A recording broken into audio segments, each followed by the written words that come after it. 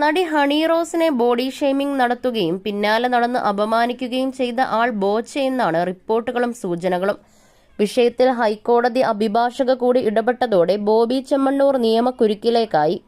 ബോച്ചയുടെ പേര് പറയുന്നില്ല എങ്കിലും ഹണി റോസിന്റെ ഫേസ്ബുക്ക് പോസ്റ്റിൽ മനഃപൂർവ്വം തുടർച്ചയായി പിന്നാലെ നടന്ന് അപമാനിക്കുന്നു എന്നാണ്.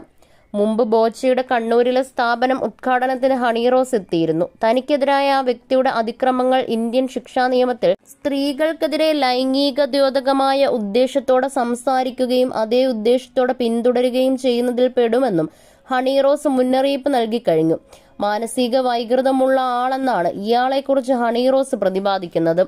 കേസുമായി നടി മുന്നോട്ട് പോയാൽ ബോച്ച അഴിയെണ്ണുമെന്നു മാത്രമല്ല അറിയാക്കഥകൾ വെളിപ്പെടുത്തി കൂടുതൽ പേർ രംഗത്ത് വരുമെന്നും സൂചനയുണ്ട്. ഇപ്പോൾ പ്രമുഖ ഹൈക്കോടതി അഭിഭാഷക അഡ്വക്കേറ്റ് വിമല ബിനു നടി ഹണി റോസിന് പിന്തുണ നൽകുകയാണ്.